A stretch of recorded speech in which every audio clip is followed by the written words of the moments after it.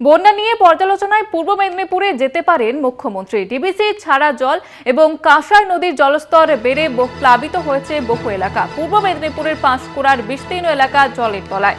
মুখ্যমন্ত্রী যাওয়ার আগে বন্যায় ক্ষয়ক্ষতির পরিসংখ্যান তৈরি করছে প্রশাসন এবং পরিদর্শনে যেতে পারেন মুখ্যমন্ত্রী মমতা বন্দ্যোপাধ্যায়।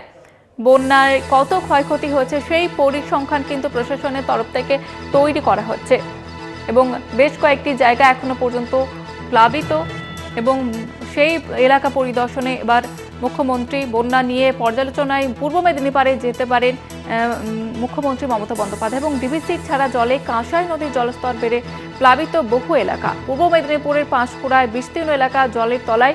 মুখ্যমন্ত্রী যাওয়ার আগে বন্যায় ক্ষয়ক্ষতির পরিসংখ্যান তৈরি করছে প্রশাসন এবং পর্যালোচনা বৈঠকের জন্য যেতে পারেন মুখ্যমন্ত্রী মমতা বন্দ্যোপাধ্যায়। একদিকে ডিবিসি ছাড়া জল এবং তার উপরে নিম্নচাপের বৃষ্টি, দুয়ের জেরে দক্ষিণবঙ্গের একাধিক জায়গায় আমরা দেখেছি যে বন্যা পরিস্থিতি তৈরি হয়েছে। পূর্ব মেদিনীপুরে এবার যেতে পারেন মুখ্যমন্ত্রী মমতা বন্দ্যোপাধ্যায়। বন্যায় কত ক্ষয়ক্ষতি হয়েছে সেই পরিসংখ্যান তৈরি করছে জেলা প্রশাসন।